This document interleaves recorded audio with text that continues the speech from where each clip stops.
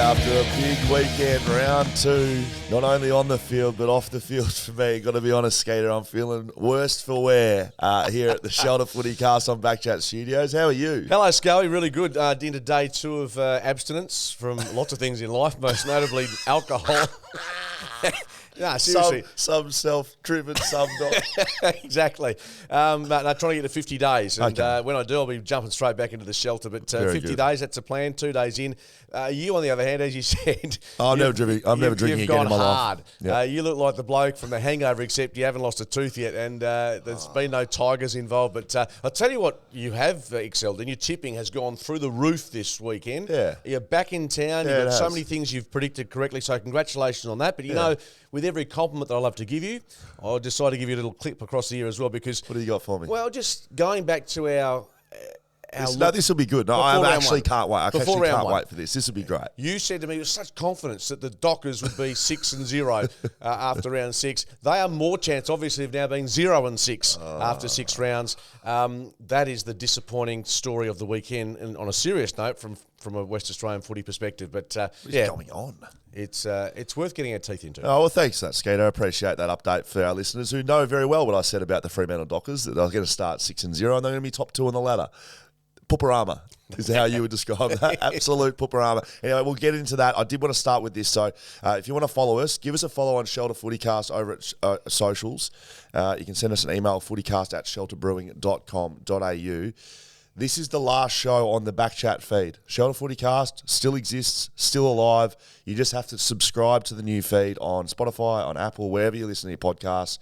It's really easy. If you want to jump on socials, click a link and it'll subscribe for you. Just a very worst case, get your daughters to do it, just like Skeet would do, correct? Absolutely. Very good. Okay, so make sure you do that. This is the last time it's on BackChat feed. We will be over on the Shelter FootyCast feed just after this. Now, the tipping prizes and competition's still going on, so there's weekly prizes, so you can jump on and do that. I got 6. You got 3? No, I think I got 4. I think you got 3, actually. We just went through the numbers. Well, no, I think that's a lie because I got 3 yesterday. Did you? Oh, I got the Eagles, I got Essendon, yes. and I got Sydney, and I got Collingwood. So did get 4. It was a Right. pretty average weekend for me. I'll be honest. I was crap, and I was pretty pissed off about it. To be Yeah, you were. You were actually. No, I hate losing. Full stop. You Bit weren't, like you. You weren't happy. You weren't happy with some of the performances of some teams, maybe on the punt as well. Essendon, no, Adelaide. Was it Yeah, well, I Adelaide? didn't punt on Adelaide, but they were. We'll get to them. But they were horrendous in the first half. Okay, very good. All right, let's get into some big moments of the round. If I can survive this podcast on a Monday morning, feeling great. Okay, Freo lose. We'll get into the actual game, but let's talk about the moment at the end, the siren controversy, what's going on there. Where do you sit on it? There's people still split on this. Right call, wrong call. I think in the circumstances where the umpires are at, I'm going to say right call by the umpires. And the AFL's ticked off on it. That doesn't mean it's...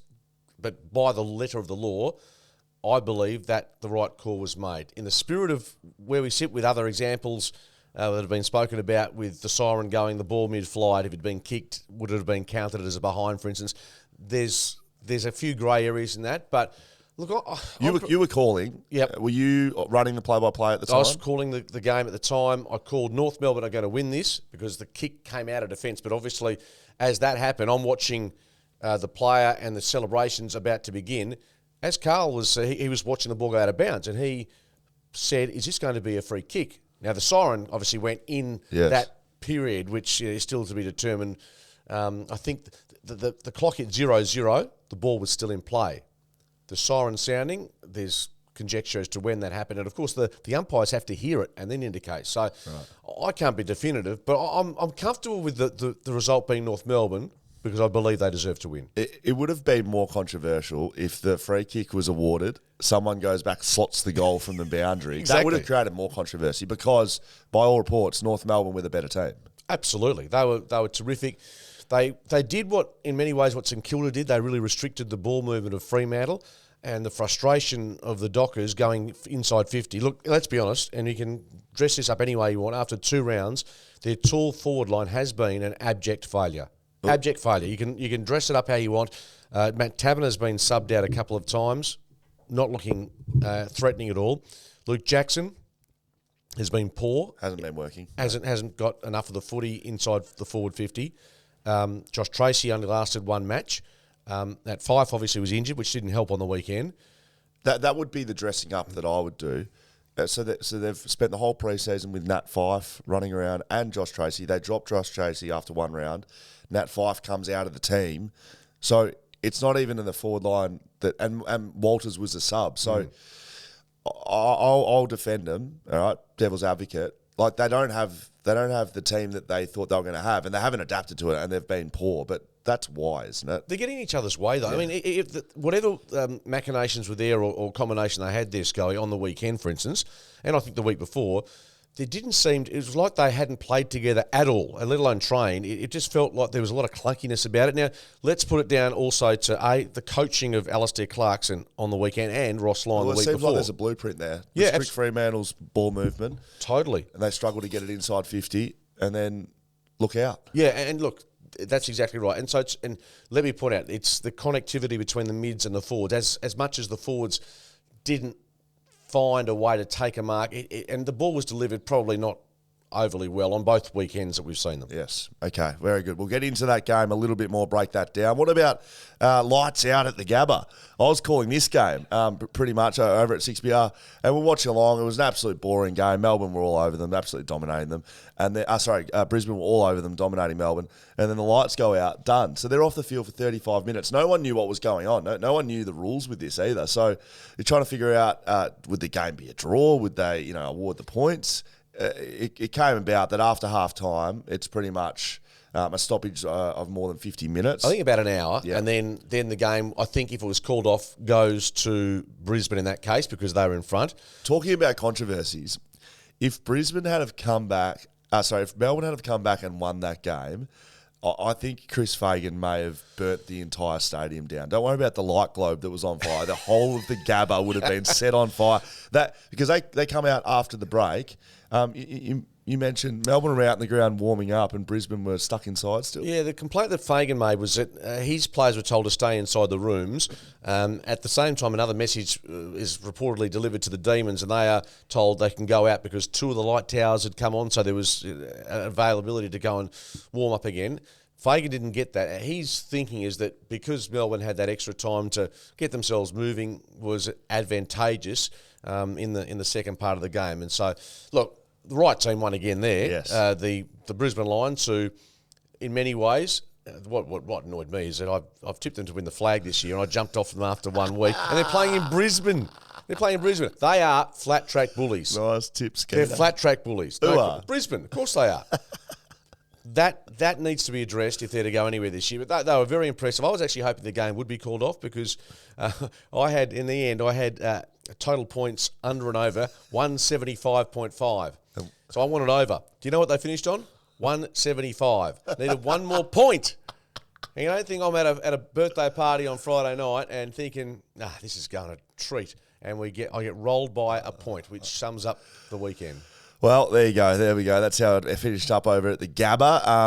I want to move on to this one because we do have to get through all the games. Now, I've got to throw some stats at you here, Skeeter. I know you love the stats. So, if I said to you at the start of this season, West Coast play finals, Fremantle top 2. No, if I said to you at the start of the season, after 2 rounds, Geelong, Freo and Western Bulldogs are all 0-2, and inside the top 5 on 2-0 are St Kilda, Essendon and North Melbourne, you would have spewed up. You would have spewed up. Well, most people would just laugh at you, essentially, yes. Which is fair enough.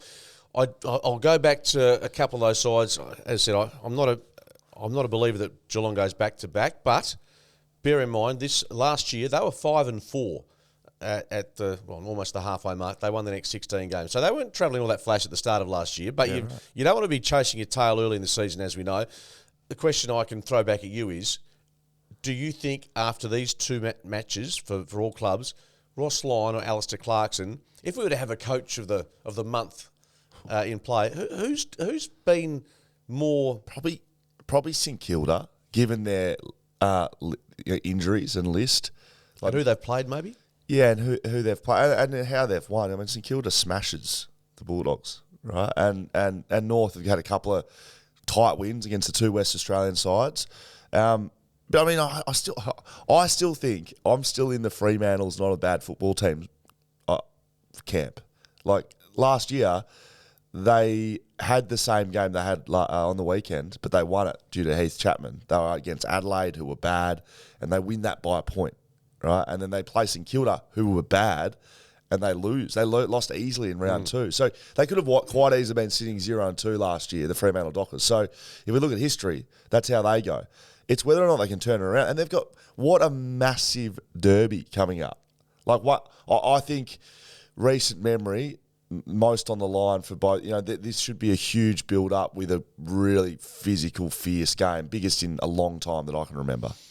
I think it's bigger for Fremantle than the Eagles. That's not discounting the fact if the Eagles win, their year suddenly looks far more positive. But I think given the expectation and given what the Dockers were expecting this year, a 0-3 start is like apocalypse now. All right, here's some stats. 2 teams since 2012 has made finals from 0-3. 2 teams, Sydney 2017 and GWS 2021. Carlton also made finals in 2013, but they finished 9th, and Essendon were pulled out of the finals due to the supplement saga. So if you start 0-3, again, I was talking about this last week. You can say what you like. Oh, Geelong, this and that. Like Geelong play Gold Coast this week. They should go to 1 and 2. They should, in fact, win the next 3 or 4. But 0-3, the stats don't lie. If you start like that, you're not playing finals. No team has played top 4 from 0-3. No team has won a flag, ever. Let me throw one at you, and I don't have the exact number, but I remember being told, listening on radio, that Carlton last year might have been 8-1 or 7-2, missed the finals. So the other way around. But rare. Look, I take your point completely, and I totally agree with it. And we go back to what Port Adelaide did last year, 0-5, and it was game over. They're 1 win, maybe 2 wins. You can say away from being back in the mix, Fremantle, but also 1 loss away. I think this weekend, if it, and bear in mind the teams they've been beaten by. Yes. Some of these teams might be better than what we think, but they've still got some of the top teams to come. Look, I've been inside the dressing room at West Coast. You cannot tell me for 1 second that those players at West Coast and Adam Simpson won't know about this and won't be using it as motivation. Simo is a motivation guy. He finds different reasons to... You've got to be able to do that in footy, right? Some teams are just great, but even Geelong would have, all right, this is what we're going to do this week. This week will be about derailing the Fremantle Dockers. Done. See you later. Will Schofield, Mark Rennings, Shelter FootyCast. Let's have a look at both the West Australian games to start with. North Melbourne defeat Fremantle by 1 point. Freo start the season 0-2. Clarkson's Wooden Spooners start 2-0. Nat Fyfe are late out with this one with plantar fasciitis. So just so we know, plantar fasciitis just doesn't come about. So this late out, because it was a late out, wasn't it? You don't just, that doesn't come out. So they would have known on Monday. So, and also, would he have played with that in round 1? There would have been an incident to sort of, like plantar fasciitis can either be like a build-up of over time, or you can have sort of one incident. Basically, it's the tendons underneath your arm. I reckon get the Travis Kelce underneath your arm. Underneath your foot. I just think maybe get the Travis Kelce, know your role and shut your mouth. Ready. It's the tendons underneath your foot that connect basically into your heel, and they can fray away. If you tear it completely, you lose some structure in your foot, but you lose the pain. No pain. So this is the injury that people have jumped off beds. Robert Harvey is the prime example. Josh Kennedy played for 12 rounds with plantar fasciitis and like a half a torn plantar fascia in about 2014. Did he not think of doing the Robert Harvey? Tried to, but it's not easy. Okay, right, and it's not necessarily what you want either. You don't want one, but to get rid of the pain, it works. So look, it's not a good injury. I've had it before. It's like a knife. Every time you step, it's like putting a knife into the undersole of your foot. Wow. Stabbing into your foot. Like that's what it feels like. Every time you run. It feels like someone's tearing the tendons inside your foot every time you run. Every step. So how long is he out for? They're saying 1 week. It's got to be longer term. You can jab it. It's just more you'll play jabbed and then you can't walk. Like he won't be able to. It's not a good injury to have. Not a good injury. So that's a big out for Freo and Fyfe, and it probably derails the first half of his year. To be honest, it's not a good start. I'll tell you what, and if that is long, I mean, Nat Fyfe, if he has another year where he's playing 8 to 10 games, I know it's early call, but he'd have to be thinking about. Yeah, it's difficult. He's been a thoroughbred, and thoroughbreds shouldn't be finishing on one leg. And in that's the paddock. Exactly right. If it's one of those years, which we hope it's not, then he'd have to seriously consider whether it's worth going through the hard work again. Was there any positives for Fremantle in the game? Oh, look, the defence is always that's one of the areas I think you've got to look at and say, look, Alex Pearce, even though Nick Larkey, he still does a number. He gets on the scoreboard. Yeah. I thought Walters came on, kick 2. That's a positive. Walters, absolutely, yeah, and that was. I guess we were calling for it the week before as well. The smaller forward line for Fremantle, I think they need a bit more. Swikowski, Schultz, and Walters. Can they all play on the ground at the same time? Well, they should be able. I don't see why not. I don't see why they can't, and primarily because none of the big boys could take a mark. I mean, Sean Darcy's numbers and I think ranking points. They were very low for him. Talk about the forward line. The ruck combination's not working at the moment either. Sean Darcy, look, these were worries and fears that people had, me including, when Jackson was brought to the footy club. How does that work? Because Sean Darcy isn't a guy that needs a chop out. He's a meat and potatoes. He actually... No, he does. Just wants to keep rolling. Yes, and as the game gets on, you can see him battling his ruckman, where if you take that away and you're trying to inject someone into the game, and that's all good for Jackson, but Darcy loses that consistency, that he loses that, that fight that he really wants to make him a good player. So that's not working at the moment. Is there, now Luke Spur threw this out there, I'm not sure, given the talent that is down back for Fremantle. And look, I don't mind thinking outside the square, but he's saying he's going after 2 games, which I'm going, well... Who are we putting back, Sean Darcy or Jackson? He wants Jackson to be considered at centre-half back. To me... Well, so you have to drop someone because you can't play... No, whether he's suggesting Brennan Cox goes forward. Brennan Cox was All-Australian squad last year as a backman. He's just throwing... But at this... Is this what you were saying back to him? Because I said all I said to him was, mate, we're 2 weeks in. I do think that he's been poor, and there's been chances where he's had to leap. He doesn't look like taking a mark, really. Yes. He's juggled a couple, but I've seen delist Fife, retire Fife, sack Peter Bell, sack Justin Longmuir. Alex Pearce isn't a good captain. Andrew Brayshaw can't play in the midfield anymore. Luke Jackson's no good as a forward. Sean Darcy's not playing. I've seen, but you also have to be honest as well. Doomsday. They've lost 2 games by not a lot. I mean, I'll be honest. They've lost 2 games by not a lot. They were touched up by North Melbourne on the weekend through the midfield. I haven't heard a lot of narratives. Maybe North's got a good midfield. Is that possible? Oh, is that possible? With Cunnington, one of the best contestants. Davies Uniacke is in the top 5 players in the AFL. Probably got 6 Brownlow votes. That's correct. Jai Simpkin is a gun who gets a week for a strike on Sarong, I might add. And they've got a good ruckman, Todd Goldstein. So that's just their 4 core. They've got other guys running through there.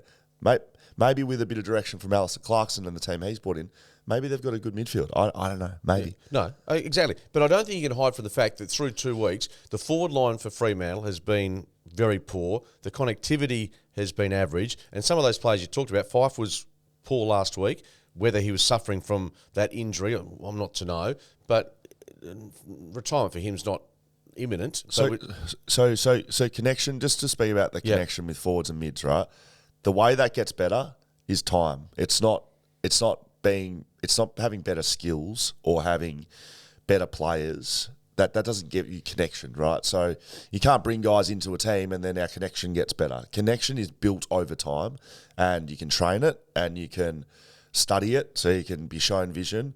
But connection is built on field, in match play. So if it's not working, you can't just create it. So that's an issue for Freo, obviously. But that's how connection is built, just over time. But they don't have time. Correct. Well, and let me say this. I was sitting with a bloke right behind me on Saturday night that if he'd had the football 15 times on Saturday night, not saying he would have hit a target inside forward 50 every time, but David Mundy, his foot skills are missing. But that's also time. So David Mundy, as a first-year player, would have had just like his... But there are no first-year players in that midfield. All I'm saying is David Mundy, as a first-year player, he would have had similar skills to David Mundy, the 37-year-old that was playing. But his time and knowing what forwards do, where they move, what's going to happen in front of him, the pressure, that's all I'm saying. Is a bit of time, that's what they need. And I think just cool the Jets a little bit, Freo. That's all. I know. But I can understand the frustration with fans with Matt Taberner in the first couple of weeks. Josh Tracy obviously only got the one opportunity, but didn't do enough. Yeah. And Nat Fyfe round one, and Luke Jackson. So I do get the frustration at the excitement and what's been delivered. But you make a salient point. It is 2 weeks in, but there are some. If they're not worried or not concerned about what they've delivered, 72 points on the weekend. 3 of those goals came late in the piece, and 52. You ain't going to win. Well, you mightn't win many games. Was their ball movement faster? Because that was the issue against secured around. I think they attempted to do that, but look, without having, without being able to break it down, I think North Melbourne just made sure that the corridor was almost impenetrable in that sense. Had to go wide. Yes. And whether there was a bit of a template from Ross Lyon the week before, Clarko... They would have spoken to each other, I reckon. Totally. There was similarities with the way that match played out. Okay, there you go. Fremantle. I say cool Jets. Skeet says... No, I say they lose this week. They can't play finals. Thank you very much. I think you agree. I do. West Coast defeat GWS by 19 points, and they're winning the flag. I think they may win the flag. They're playing finals. No, let's call our Jets on West Coast as well. Look, they play a side in GWS that had come off, as described by Toby Green, the hardest game he's ever played in his life. They lost Kelly, they lost Whitfield, they lost Perryman. A win's a win, though. West Coast hadn't won a home since Essendon last year. I was in the rooms after the game in West Coast. It was almost relief. It was happiness. It was relief that they got to sing a song and win a game of footy. Absolutely, and why not? Look, I think they were right for the picking, the Giants, but guess what? The Eagles were right for the picking several times last year with their injury crisis as well. So you take them when you get them, and what that win will do is engender a bit more confidence around the club. They've been battered last week. Gary Lyon came out and said what he had to say. Lots of luminaries ready to stick the boots in, and fair enough, because they were poor against the North Melbourne side in the second quarter. But yesterday, speaking of the second quarter, they kicked 8 goals to 2. That's the first time they kicked 8 goals in a quarter since 2019. Yeah, right. And it was a really exciting brand of footy they played. I mean, Jermaine Jones, you were at ground level, and I think you'd back me up here. The way he broke the lines and metres gained, I think in the first half it was extraordinary. So he had 776 metres gained for the day, 27 disposals, 11 inside 50s as a backman. So he played round one as a forward. It was one of West Coast's best as a forward, but they put him back. I spoke to Jermaine on the field with Fox Footy after the game and asked him where he thinks he plays his best footy and he said back. Really enjoys that run, that dash, and that's the messaging from Simo when he does play there, is take the game on. And other players around him look like they know to give him the footy as well. But him playing like that, if he played a season like that, he'd be all first picked in the All-Australian team. Like that game he played yesterday was up there with the best running backman in the competition. Like that was incredible. So off the back of that, will the Dockers put some work into him pretty early this weekend? He was a big difference. He was a big difference. The only caveat I'll say here is that I reckon the Giants were 10% off yesterday with their pressure. A lot of things that they probably would bring to the table, or better sides bring to the table. The Eagles were able to execute with a little bit more time and space. But again, there's no point trying to run down what the Eagles did. I thought so much was good. Jake Waterman, I thought it was his best game, to be honest. 4 goals. And I liked him getting up the ground and in the ruck. I just felt like it was, saying release the shackles. He looked like he had a bit more freedom. He led up well. The delivery to him was terrific, and I'm really pleased for him. Yeah, the big differences from the week before is around the middle. West Coast looked really good. Kelly had 5 clearances, 9 clearances to Luke Shuey, 7 to Dom Sheed, and all of those guys got amongst the touches, so their senior mids were good. And their ball movement, they off the back of Jermaine Jones, but it was pretty evident across the ground that they wanted to take it on. They give that handball when they could go and break the lines. That's what they were trying to do, and that's what I saw in the preseason that I was excited about, and we didn't see as much of that from against North Melbourne. So that's where you start to see patterns develop in seasons. It's was North Melbourne's pressure the thing that stopped West Coast, or was it West Coast that stopped West Coast round one?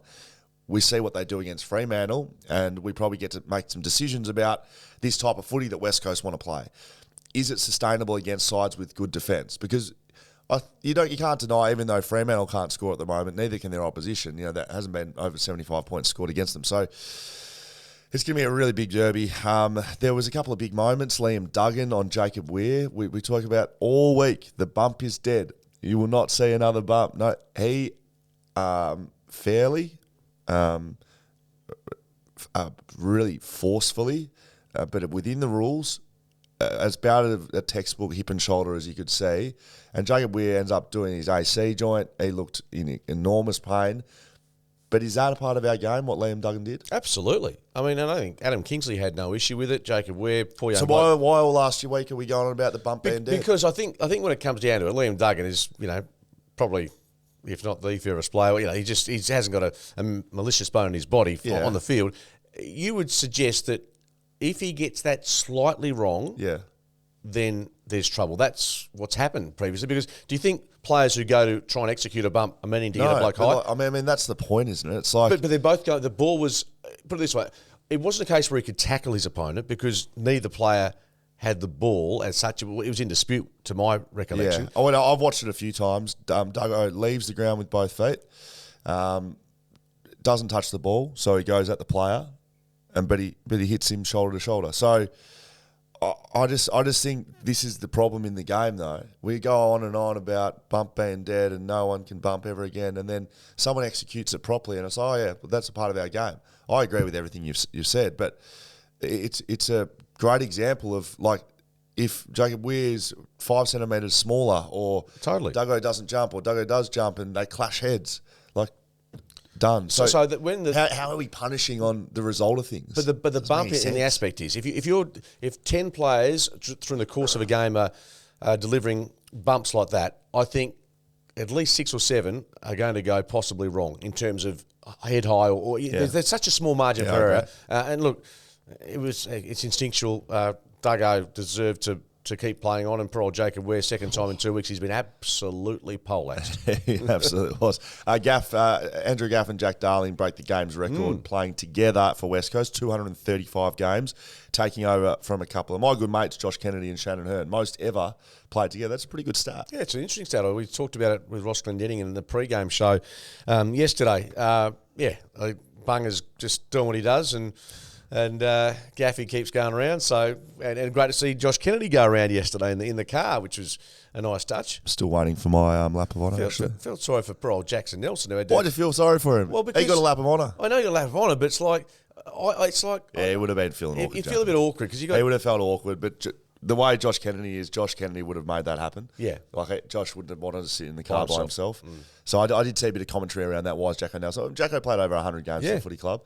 I don't think Jacko Nelson would have been knocking on Nizzy's door saying, can I please have a lap of honour? Totally. So just think about how he would have been feeling. Awkward. Yeah, no, totally. He would have felt terrible as well. But again, I'll put it back on Josh Kennedy. JK would have made Come sure... on, mate, let's do this. Sitting. I want you there. Yeah, and that's what the sort of bloke he is. So, just don't think Jacko Nelson was going around asking for laps of honour. No, I am. Doesn't look like the sort of bloke. Carlton defeat Geelong by 8 points. Let's get into the rest of the round. We're going to whip through these. Carlton defeat Geelong. Who'd you pick in this one? Cats. Okay, I followed you, but I did say they're vulnerable without Tom Stewart, and that's proven to be correct. And it's a really good win for Carlton because they did have to go through that stage in the last half where Geelong were coming at them, and mentally they've been pretty fragile in tight games. But they stood firm, and the big boys get the job done up front again. So, you have to be bullish about Carlton moving forward from the first 2 weeks at least. Correct. I mean, they get that game 1 against Richmond. They start 2-0, and they're really sizzling. Geelong starts 0-2, the first reigning premier since the Hawks in 2009. First time Geelong have started 0-2 since 2004. Haven't done it in 20 years. So, again, they can turn it around. Just like you said, they started last year, a bit, 50-50. But the signs, can you read anything into it? And it's like the fire or the desire and the want. It's just dim. It's not out. That being said, I was listening to Stevie J on Triple M yesterday, and he was he said he was asked the same question. Going through the 3 premierships that he was involved with, did the fire sort of dim a bit after you've won one? He said absolutely not, because you enjoyed it so much. So even though people like me go, your belly's full, clearly. That's why they went 3. They won 3, right? Yeah. Charlie Curnow kicks 5 goals. My pick of back-to-back Colemans, and might actually be the only thing that I got right at the start of the preseason. Jeremy Cameron, 6 goals, 25 touches. What a start to the season. I don't know if you can play a better game than that. I actually don't. He got banged up a bit as well. Got a couple of head knocks. So on that, with the bump man there, blah blah blah. So Jeremy Cameron clearly injures his ribs, right? And Carlton win. I know that, but he was the only guy that was going to get him back into the game. I didn't see one Carlton player just test him out a bit. Is that too old school by me? Is that old Mel Michael style Brisbane Lions I don't mean against like go and Nick punch Riewoldt? him in the ribs, but if you're standing next to a player and you know he's got sore ribs, like putting some pressure on his ribs and just Well, when you lay a tackle, yeah. He wasn't touched. He was wincing and he was lying around. You could see how much pain he was in. I was just waiting for one player. Just a fair bump, nothing. I was just surprised at it, but maybe I'm getting too old school. So Carlton gets the win there, a very good win by them, and they move forward. Brisbane defeat Melbourne by 11. We touched this game a little bit. And look, Brisbane were dominant in this game, and the lights go out, and Melbourne charge back, and they actually have a chance, probably with 50 seconds to go. Angus Brayshaw's sort of fouled, looks like at the top of the 50, maybe goes and kick a goal within, maybe 30 seconds to go. There might be a goal of difference, but they don't get it done. And I think the right result happens here. Yeah, I mean, Max Gawn's injury is significant in the context of this game. So I spoke to Max Gawn on Saturday. So I was at a wedding. That's why I'm sounding like an absolute muppet today. I was at a wedding with one of his mates in Melbourne, I was. And we sent him a photo of ourselves together and said, hi, Max, I'm with your friend John. He's an idiot. We hope your knee's okay. And he wrote back, knee is okay. No major structural damage. So I read that as well. So, yeah, great. But that's huge. Their midfield just got mauled on the Friday night, Yeah. and it's Haven't seen that for a while. Thinking of the likes of Oliver and Petrarca, just kept quiet. So, look, the bottom line is Brisbane are always going to be tough to beat up there. Round one, clearly an aberration away from home, but they've got a lot of tools there. They've got the mids, as I say, to get the job done.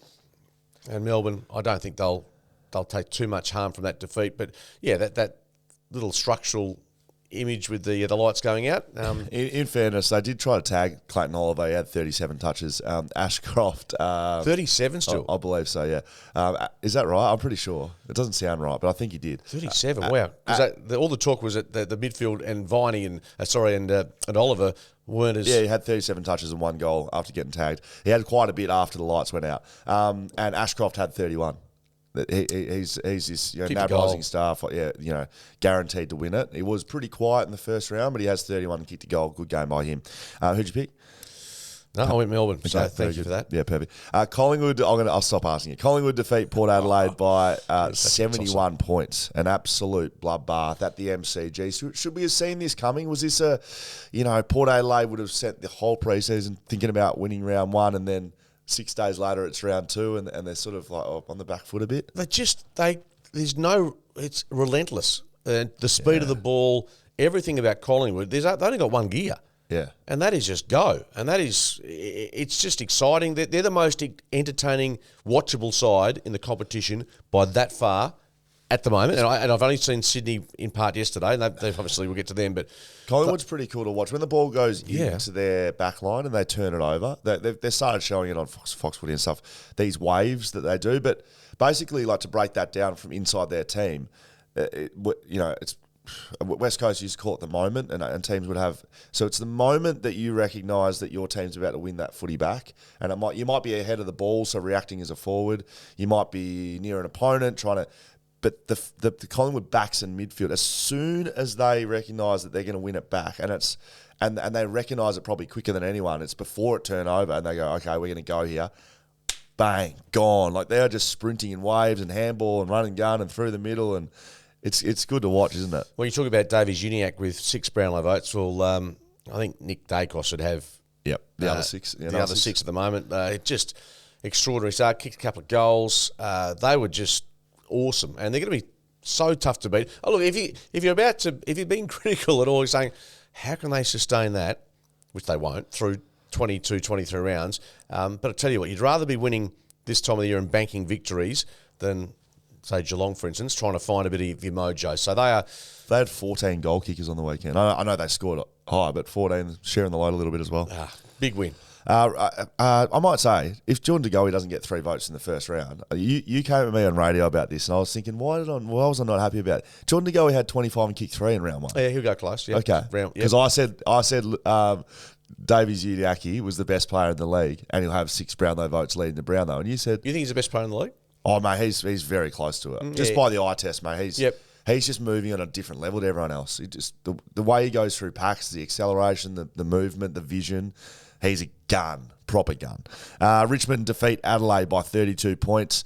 It got a little bit closer there in the middle. 1 point they got to. Yeah. Adelaide, yeah. But Richmond look the better side. I think Adelaide will be sort of in the middle range, whereas Richmond's sort of trying to press up a bit into finals. Yeah, they set this up in the first half, and Richmond, it was a training run. They absolutely towelled up Adelaide, 45 points to lead early, and they were unstoppable. I mean, they just carved their way through the Adelaide defence, who was sloppy, their hand passing was poor. Which happens against Richmond. That's what happens against the Richmond side. I think the teams that get beaten by Richmond and get drawn into that run, gun, handball and rushed play that Richmond love. It looked like Adelaide did that, but when you get sucked into it and you haven't been practicing it, that's when it goes down a little bit. And they turn the ball over so many times, resulting in goals. Dusty went off a little sore, so there's a question mark over him before facing Collingwood. And Nathan Broad, who of course will go to the tribunal, sent straight to the tribunal for his tackle on Parnell. I'm expecting him to get 3 minimum. Yeah, so, do you think it'd be the same as the McAdam? Yeah, totally different incident. Same or more? Because personally, I think the McAdam bump is a harder thing to stop because it's quicker than getting someone to tackle, spinning them fully, dumping them on the ground. I'm usually a player defender, right? And especially a backman. I'm happy to defend players' actions, but you know what you're doing there. You're trying to hurt them. That's what you're trying to do. So it's got to be a high level of intention. He's hit him in the head. Did he get knocked out, the kid?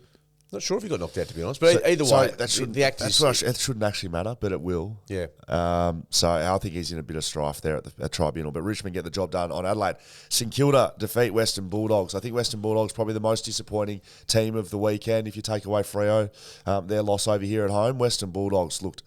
I watched this game. They looked subpar against the St Kilda side that, let's be honest, they don't have their full team out there, and they've started the season 2-0, and they could very well go 3-0 to start the year. But the Bulldogs just look, I don't know, their ball movement and their forward line and their midfield looks weak, and they got nothing happening. Yeah, absolutely, and obviously, I mean, Jack McRae, one of their prime ball movers, hasn't really been able to impose himself. They're missing Josh Dunkley, clearly, but also their forward line, as you say, just hasn't clicked. I mean, the big boys, Jamara Ugle-Hagan, ditto, nothing. And obviously there's an investigation from the racial abuse which came his way from both the Bulldogs and St Kilda. So let's hope whichever idiots. From the crowd? Or? Yeah, from the crowd. Right. Yeah, I mean, it keeps happening. So, why give it oxygen apart from the fact that, how are we still getting these moments happening?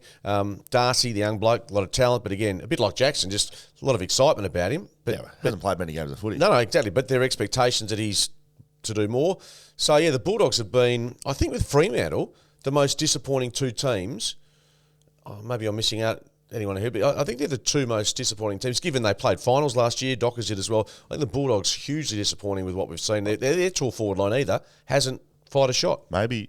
Is there something there? Is there something there with tall forward lines? Like, is anyone with a really tall forward line dominating? Like, Collingwood doesn't have a massive big tall forward line, do they? I think it's worth examining, like as these two clubs will, is how tall are we going? Do we need to maybe mix it up? And we saw West Coast drop a ruckman. They played two traditional rucks, although young guys. They dropped one of them for a Jake Waterman. I think it was a good move. Yeah, and Fremantle sort of tried to do the same a bit with dropping Josh Tracy, but they still do it. So maybe we'll see another one strip out. I don't know.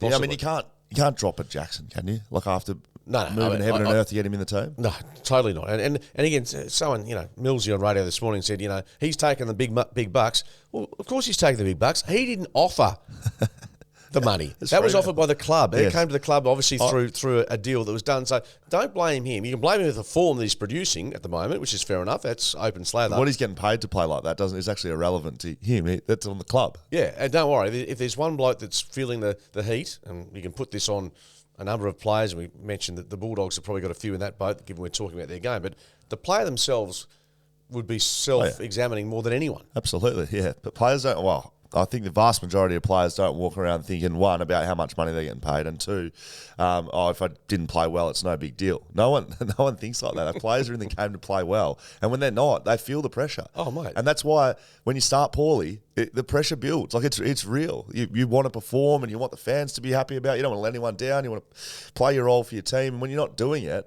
that's their job. Like, that's their job. And when they're not doing it, like it's a bad place to be. That's why confidence is so huge in the AFL. Let's keep moving. Sydney defeat Hawthorn by 81 points. Look, you can't call Hawthorn disappointing because we know what they're producing. One question that's been I've heard thrown around a little bit, and I got asked it on radio yesterday, is what Hawthorn's done a form of tanking.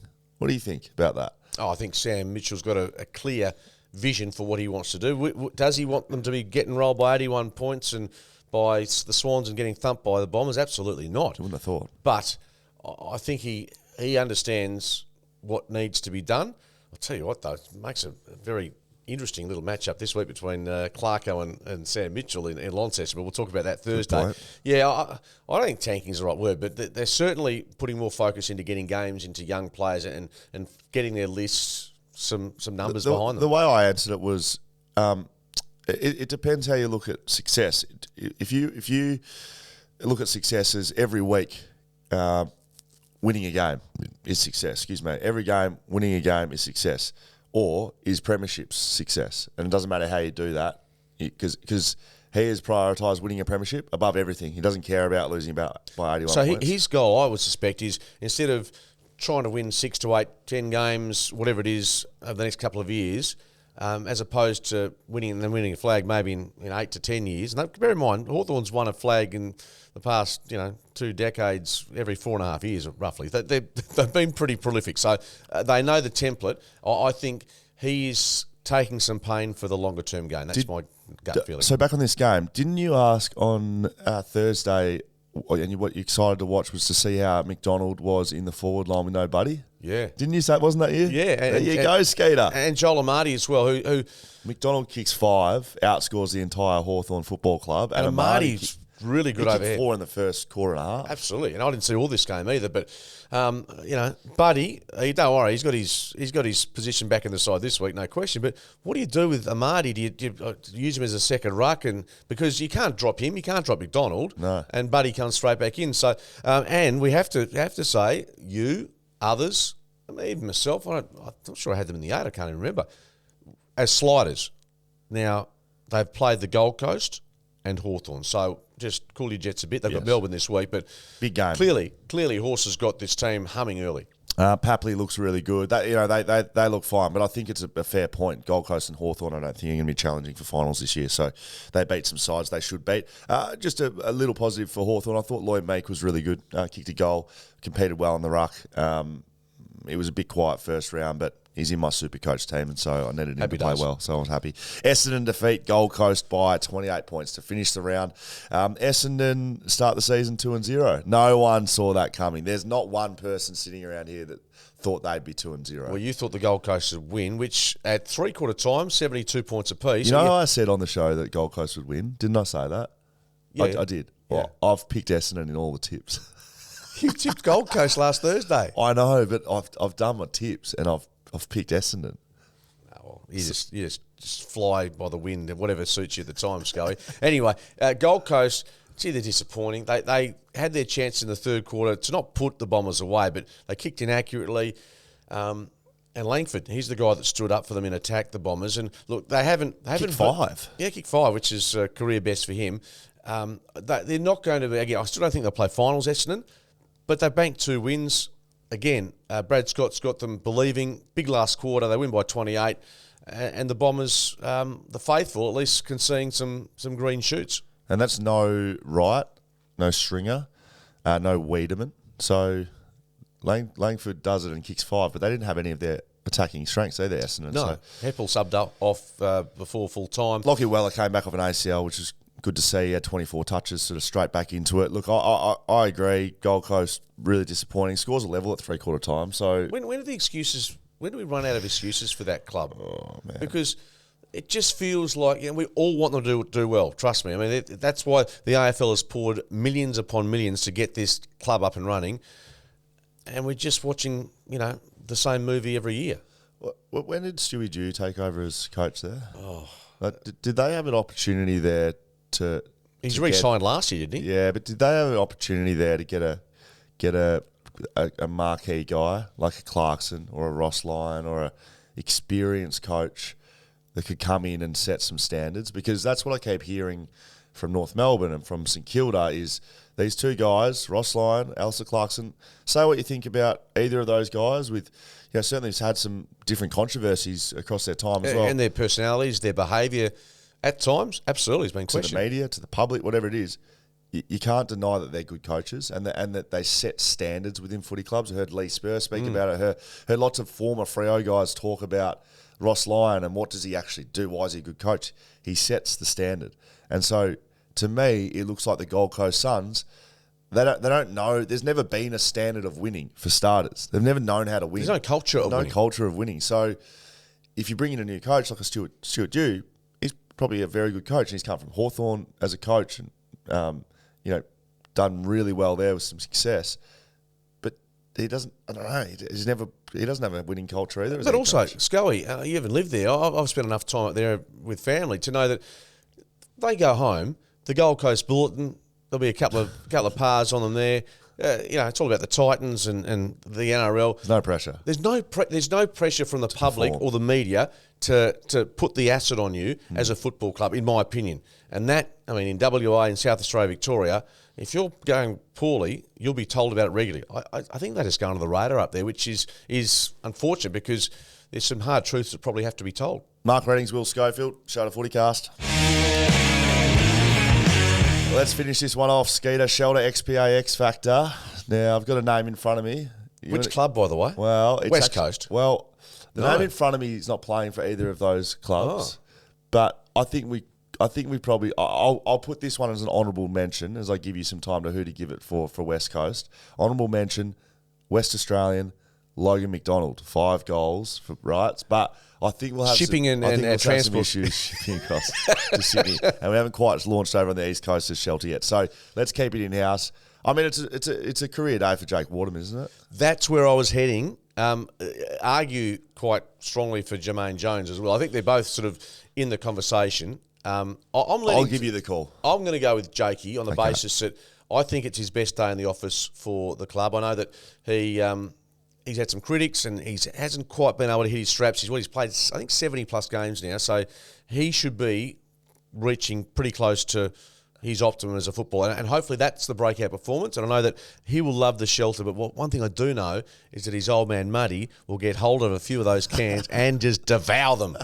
If Jermaine does what he did last weekend and does it again, we give him a box of Shelters. Very good. Shelter FootyCast done and dusted. Last time you'll hear us here at BackChat on the feed on BackChat. So you're listening right now. I know a lot of you haven't swapped across, so that's why I'm talking to you now. You got to subscribe to Shelter FootyCast as a podcast, because Thursday, when you come to listen to us and we're not on the BackChat feed, just remember what I said. Subscribe to the new feed, Shelter FootyCast. Skeeter. Follow us on Instagram. All the details are there, Shelter FootyCast. Or send us an email if you want to have a chat to us on the podcast here, footycast@shelterbrewing.com.au. Skeeter, get the mattress out. I'm going to have a sleep. I'm bloody tired, and I've had fun with you at least today. Been a heap of fun. Come back Thursday, folks. We've got our award-winning tips between us. We're hoping to get 9 out of 18 to get our season up and running. Scully's off to bed. We'll see you in a few days. Bye-bye.